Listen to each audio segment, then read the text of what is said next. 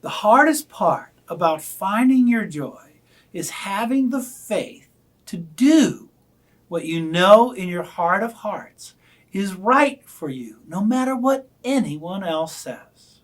Welcome to my show, Resetting Your Life. My name is Ned Lips. I'm the author of Reset, a story about Sarah's journey from hell to hero, from fearful to utterly fearless, in a world where everything man-made has been removed from the face of the earth. And First Steps, in which Sarah escapes from her brutal, abusive marriage, narrowly getting away with her life and her 2 daughters.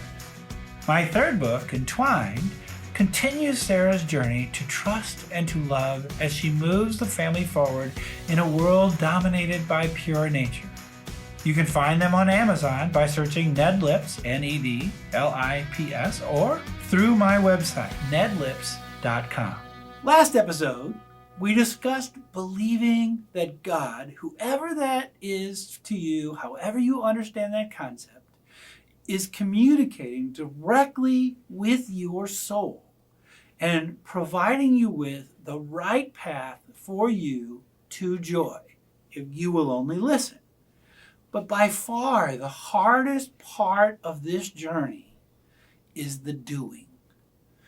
So often, we know in our heart of hearts, in our soul, what we should do. But we don't. We don't act. Why?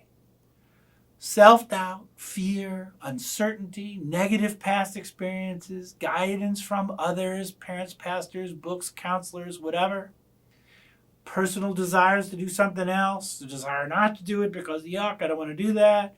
Fear, emotions, and drivers of all sorts. Disbelief, lack of trust in yourself and in that voice. How often have we done something contrary to what we knew in our hearts was the right thing for us to do, and we looked back afterwards and said, I knew better. Why did I do that? And you have to look back and you say, why did I do that? In this passage from Reset, Sarah has found her girls, Jazz and Janie, amidst a large group of other people that mostly they don't know. They're all stranded as a result of the storm, taking everything man-made from the earth, and don't know what to do. Sarah, Jazz, and Janie have the survival skills that they could just run off and live on their own and be perfectly fine. But Sarah knows that this is not the right thing to do. This is from Reset, page 33. She refocused on the girls. What would be best for them? Can we stay here safely? We can't feed everyone. No way we can get much this evening. Then what about tomorrow? She was here in this particular place for a reason. She could feel it. Asha's strange message returned to her. Save the family. What, Mommy? Janie asked, as both girls turned toward Sarah as she mumbled these words. Okay, girls, come in close. We're going to have to save this group. It's going to be our new family. Her girls are everything to her. She takes a big risk making this big decision.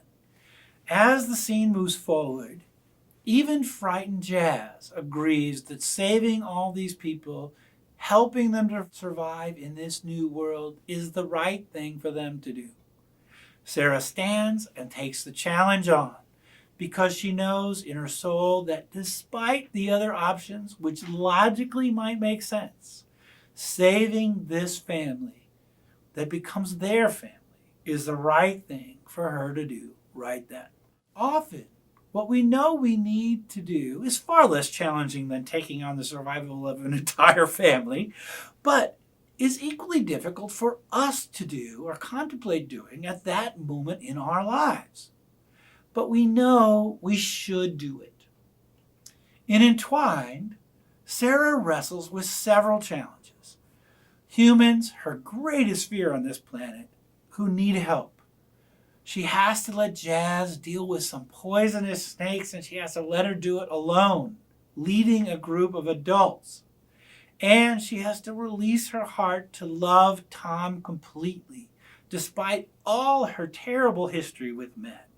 These things are driving her crazy and making it difficult for her to do what she knows is right. Then that plume of smoke rose in her brain again. Her logical side said, "Leave them. We have enough problems. Nobody knows about them. They'll die soon and won't create more havoc in the family." But it was clear her spirit, the part of her connected to the universe of souls, was guiding her in a different direction on all of these issues. Tom, Jazz, and the people under that smoke.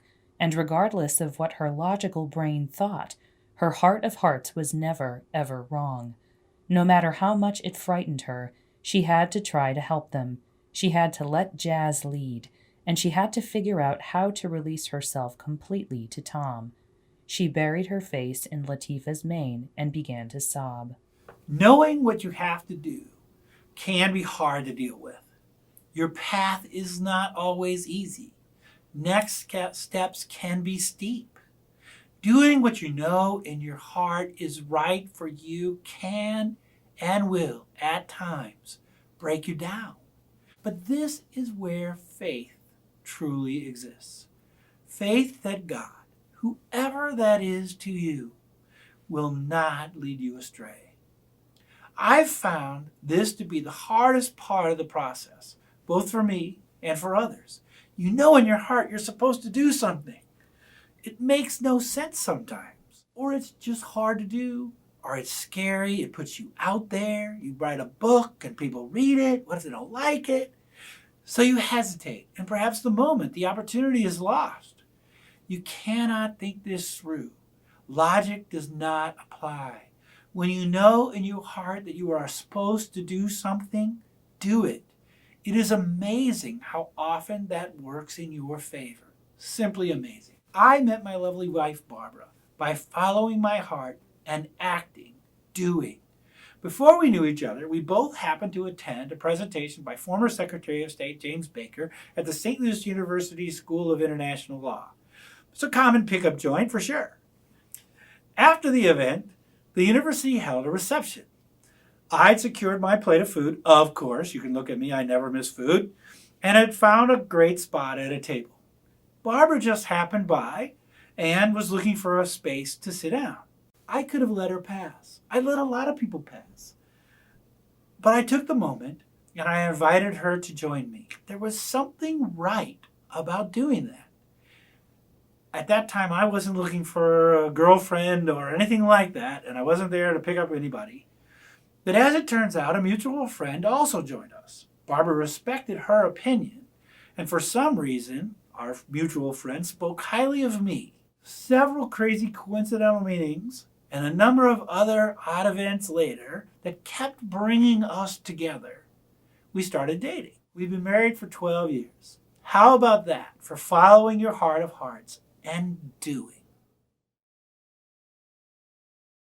I'm excited to have with us as our guest on Resetting Your Life, Genera Moore. She is the CEO and founder of Auto Parts Nation, and Motorparts Nation. And she has a very interesting story that I think is fascinating. And I've known her since she was actually getting this started in 2017. So tell us a little bit about what does Motorparts Nation do? So Motorparts Nation, we export auto parts, brand new auto parts into West Africa. Right. There's a huge need for new auto parts in the market because you have some people who import fakes. Uh-huh. And then you have some people who import used okay. And call auto them new? Parts. No, they say they use. You know it's used, yeah. But people have the misconception there where they order the used parts because they think it's the original part because so many fakes, which are the new parts, are in the market. Uh-huh. So it's a lot of confusion. So where do you primarily market from in West Africa? Ghana. And why did you pick Ghana? Well, a little fun facts. Ghana is the leading country in West Africa. It's the most stable. Also in December, which is next month, it'll be over 200,000 people traveling there for vacation. Really? Yep, people like Cardi B, they're coming. Will Smith. I was told Beyonce's coming, but I'm not 100% sure, but you'll find out in the media if she's coming or not. But a lot of celebrities are going to the market as well. So it's up there now. So what is it about Ghana that people are traveling to Ghana? And is it a beautiful? I guess it's a beautiful place. I've actually seen your pictures. It looks lovely. It is. You know what's funny? Before I entered the market, Ghana. Well, at the time I was entering the market. Let's just say that CNN Travel Report had Ghana listed as maybe the number 80th country to visit, and then as of this year, it is the number 4 country Wow. to visit. That's all because of you and your auto parts. Well, the good thing is it lets me know that the economy will be booming and people would want to increase buying for their brand new car, because a lot of people have nice cars out there. Right.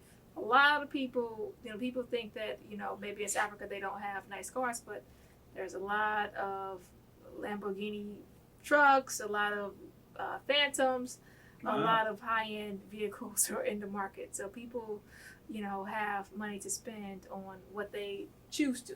Right. So what on earth got you into the auto part business? That's an interesting business. Yeah, it is. Yeah. So in Dubai, I used to bring celebrities for events and concerts.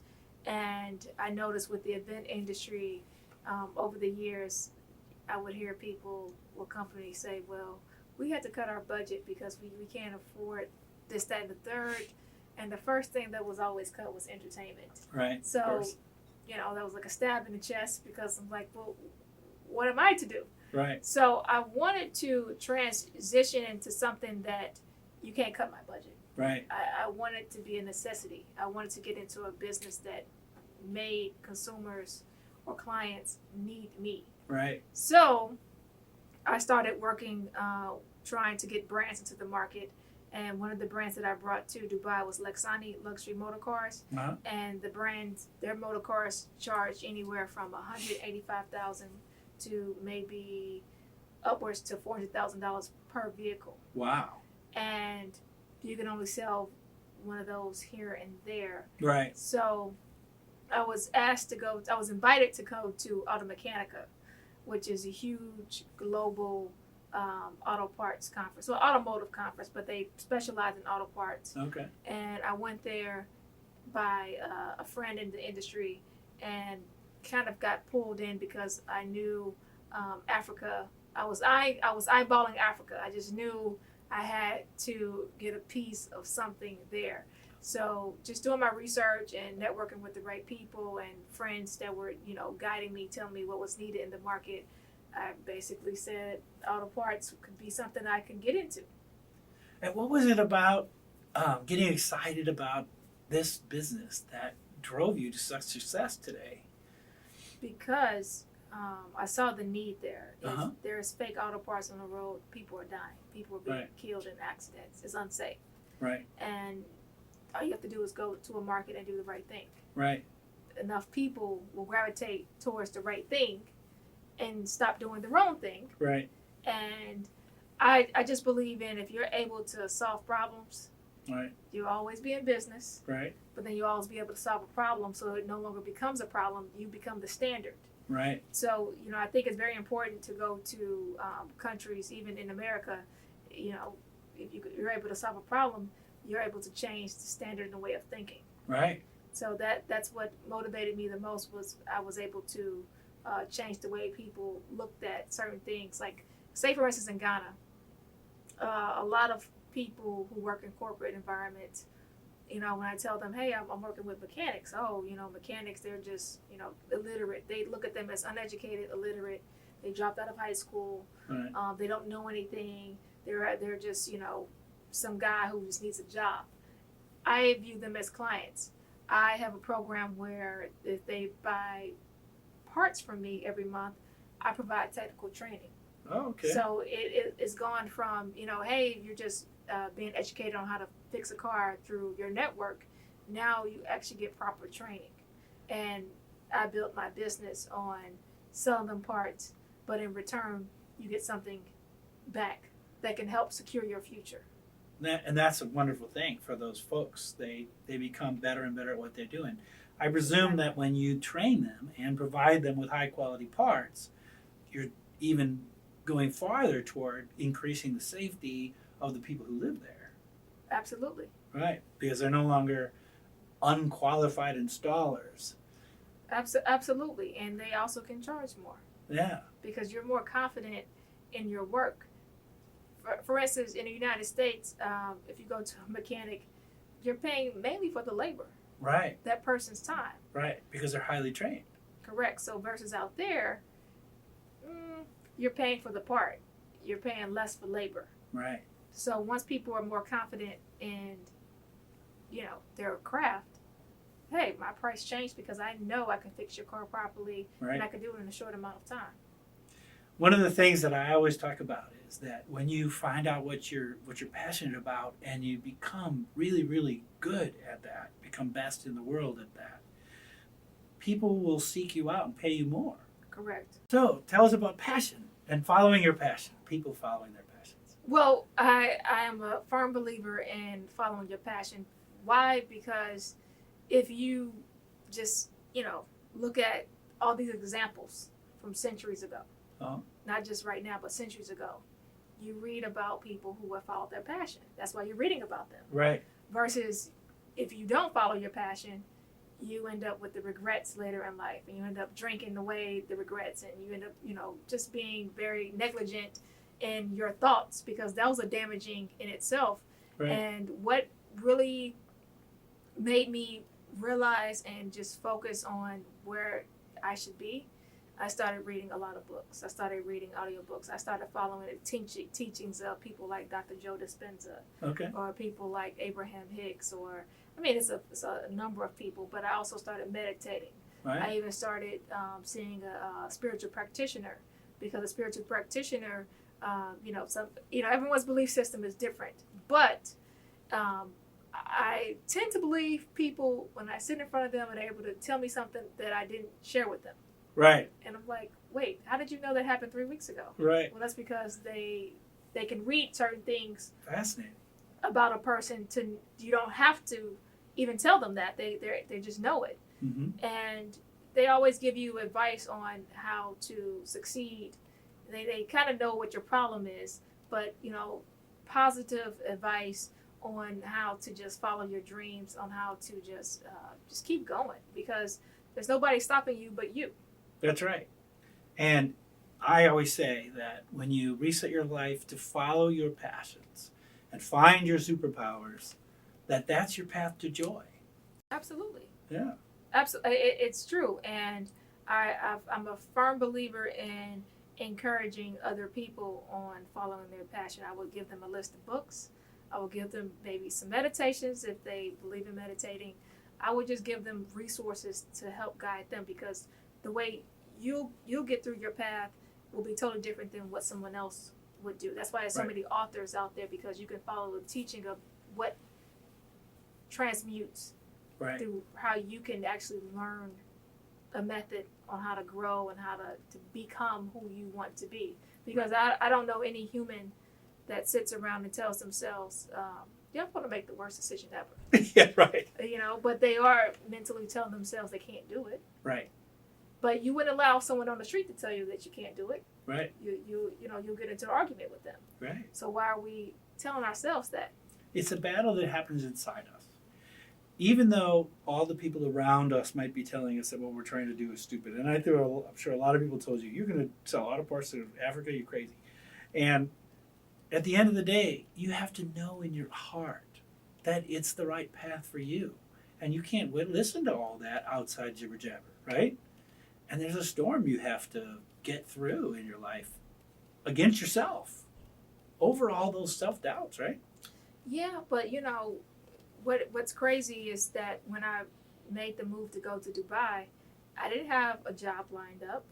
I had connections, right? But I had savings and just going with the wind, because that's exactly what happened. I went with the wind, right? And met and worked with some of the top people in the country. So, but when you get to a place and you see the support that you have, people welcoming you, that's all you need, right? You don't need the naysayers or the neighbors and the people that say, oh, well, you can't do this, you can't do that. Right. You just need a support system of people who can see your vision and get behind it and bring the momentum. Right. I think that's key. I know. You have to build up your allies. And you have to get rid of the people who are going to be the people that push you down, right? Correct, and I don't have those people around. Well, I know. I never had them around in the beginning. Oh, well, that's good. So if they did say anything, it was behind my back, not in my face. So I would never know if they did, say anything about my business. But people really at the end of the day, it just shows their own lack of understanding. Right. When they doubt someone's business, because we've all seen the weirdest contraptions make a lot of money. That's right. That's right. But somebody needed it. Right. Somebody wanted it and somebody needed it. There's always a market for certain things, no matter what. Right. Well, thank you so much. I really appreciate having you on, and I look forward to following your successes. Thank you. And thank you for watching Resetting Your Life. Thank you very much for watching my video podcast, Resetting Your Life. Please subscribe to my channel by clicking on the little button and the bell so that you will be notified when the next episode is posted. Tell all your friends, relatives, and countrymen, and share to your social media if you'd be so kind. I'm told I'm supposed to ask all of you to do that for me. I'd love to have you like my Facebook page, Dead Lips Author, to keep up with my blog posts and writing endeavors. You can read the text of my portion of this program and find more at my blog. You can only get the interviews here, though. Sorry about that. You can find all of my books at my Amazon author page. Please follow me by clicking the button. And after you've read any of my books or listened to them on Audible, please post a review. Thank you again, and I wish you a wonderful life as you explore your passions, exploit your superpowers, and find your joy.